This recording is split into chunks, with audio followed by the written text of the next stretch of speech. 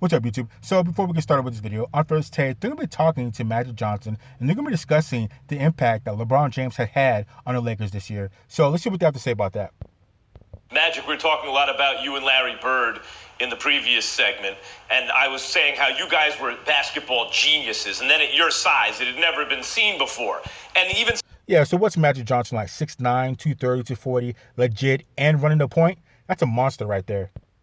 Since you had, like, Michael Jordan and Kobe Bryant were amazing physical talents with unparalleled work ethics and killer wills to win, but you got the feeling like that was what you're watching, not that you were watching like someone who saw the court in four-dimensional genius take over. And I really hadn't seen that in that package with a size until LeBron James. And well, you don't generally see a lot of Magic Johnsons running around because, like I said, Magic Johnson 6'9", 230, 240, and he's running the point. How many point guards are out there that are 6'9", 230, 240? And like I said, I think Magic Johnson has to be one of the best point guards ever, if not the biggest point guard ever. So there's a reason why you don't see too many of Magic Johnson type players running around, because he's huge for his position. So let's continue. That felt like you and Larry, a guy at this size who sees the game the way he does, and you were instrumental in bringing him to L.A., and now here he is on the Lakers, a Lakers team that's been one of the two best teams all season, but now had this long break.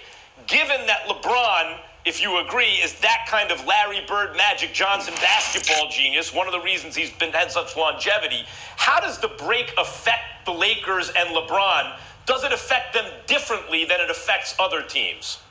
Oh, it's definitely going to affect them more because they were playing so well. They were on top of their game, both on the offensive side and the defensive side. And then a guy like LeBron, who was playing, I mean, this was one of his best seasons ever, and dominating the league, it affects him too because, you know, when you're rolling, when you're playing well, as an individual and as a team, you want to keep playing. You don't want to break. And so it's going to affect him. It's just like Milwaukee and the Greek Freak. It's going to affect them too.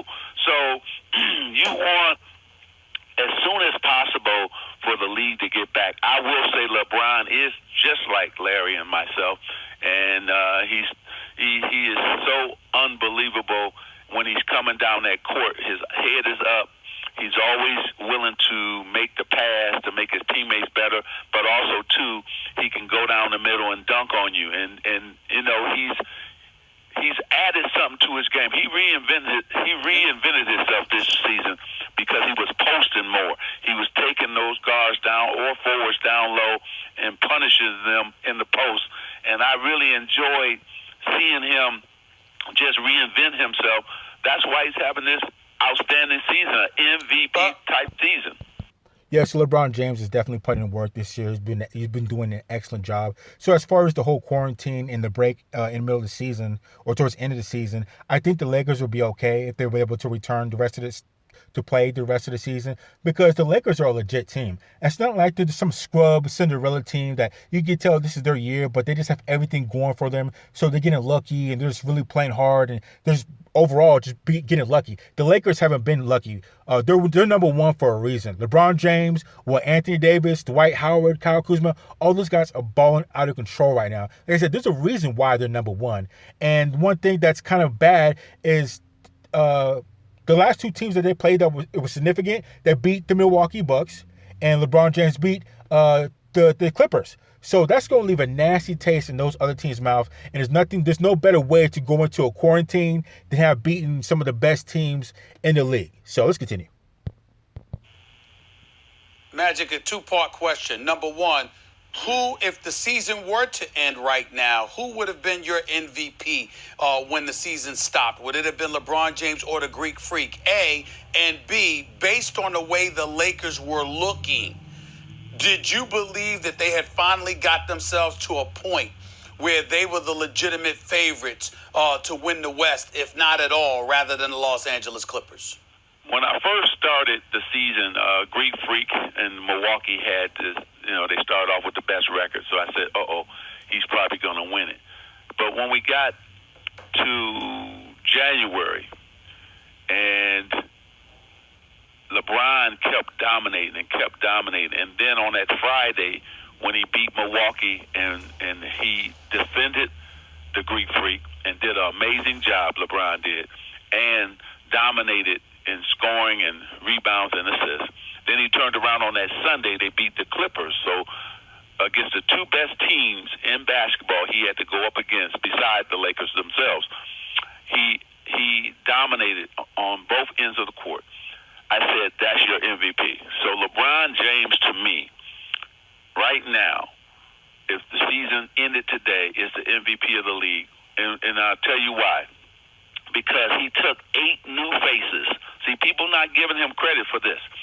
The Lakers got 8 new guys on the team, got a new coach as well, right? So now he had to make an adjustment to all these new faces, and he still got the Lakers with the second best record. He still is dominated at a high level. So, first of all, not only is he the MVP, he's the best player in the world. And then you guys been having this argument about sports. I like Patrick Mahomes, but he's no LeBron James. And LeBron James is the number 1 sports player in the world.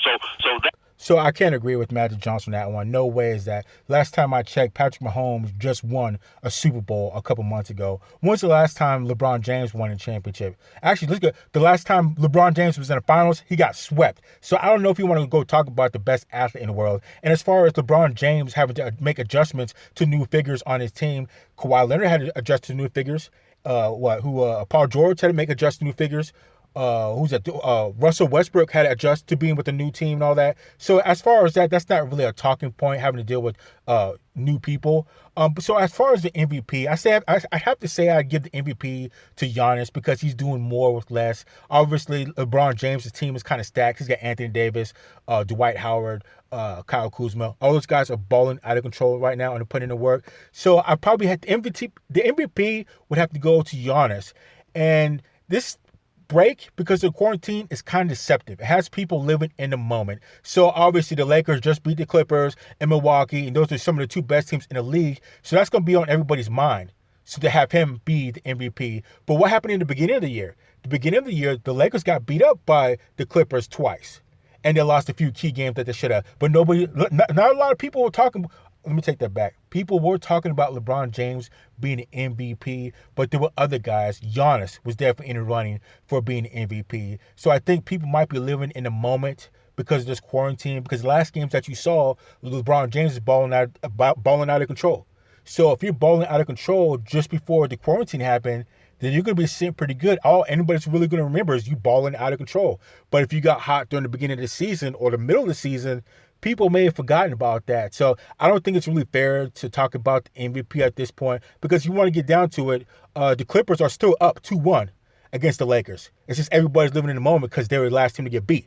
So sorry about all this whole speech, but let's continue. Argument is over. All those 3. Okay. Now, let's go to the Lakers. This is real easy. The Lakers showed me something on that last matchup with the Clippers. The Clippers' small team was beating the Lakers' big team. And Frank Vogel made a great adjustment in that game 3. He said, okay, I'm not going to go big anymore. I'm going to go small. And when they picked up Morris, they were able to be more versatile. And sure enough, he played that small team. The Lakers' small team was better than the Clippers' small team. And I think now that was the key adjustment that Frank Vogel made. And LeBron James played heads up. And here Max is, I know he's ready to jump on Kawhi and everything. LeBron James did a good defensive job on Kawhi. Kawhi still got his points, but he made him work for his points. So I will agree with that real quick, that LeBron James definitely put in work against the Clippers, and he definitely put in work against the Milwaukee Bucks. Again, there's a reason why the Lakers and LeBron James are number 1 right now. I got to give full credit. LeBron James has been killing it. I clowned him a little bit because he got beat by the Clippers, 2 games earlier in the season, which he deserved because he didn't play very well, and Kawhi Leonard did. But at this point, he's firing on all cylinders, going into this quarantine, beating Milwaukee Bucks, the Clippers, and LeBron James is playing stellar. I definitely have to give credit where credit's due. LeBron James is definitely killing it right now. So let's continue. I love seeing LeBron play on both ends of the court right now, and the Lakers right now are the best team team in the West, and they will go to the championship if they resume playing again. I think LeBron will be playing against Milwaukee in the NBA Finals. You see, Magic, I don't know if I can go there quite yet. Like I said, don't live in a moment, because the last time we saw the Clippers and Lakers play, just because they beat the Clippers, that doesn't mean they're necessarily going to take over the series. Because look, the Clippers are still up 2-1. So like I said, don't live in a moment where the Lakers beat the Clippers in one game, but the Clippers beat them earlier in the year twice. And the same thing with the Milwaukee Bucks. Don't think just because they built the Bucks that, they're going to be up there being able to continue doing what they're doing. I don't know if that even made sense. Let's keep going. Magic Johnson dropping gems on us. Do I think what? Do you think they win against Milwaukee? Oh, that's going to be a series, man. Max, I think that Milwaukee is on a mission, and they look like that team that's saying, hey, this is going to be our year. And so I'm scared to death of Milwaukee, but I think that I'm not. Giannis is absolutely killing it right now, but when it gets down to the nitty-gritty, I don't think he has enough support to get past any other team that has a duo. Like, I don't think he'd be able to. It's going to be hard to get past Kawhi Leonard, Paul George, and Patrick Beverley, and all those guys. And I think it would be hard for Giannis to get past LeBron James, Anthony Davis, Kyle Kuzma, and all those guys. I think it might be Dwight Howard. I think it'll just be too much firepower for Giannis, even though he's balling out of control right now. But I think it just might be too much once it's all said and done. So let's continue. It'll be a 7-game series, and when it's a 7-game series, and you got that man named LeBron James on your team who's been through 8 or 9 NBA Finals, and he'll bring it home for the Lakers. So if I was a betting man, I'm betting on the Lakers to beat them in 7 games. All right, we're with it. Magic, great to hear your voice. Stay safe, and we will talk to you soon. And Molly, thank you for what you Appreciate said you, bro. about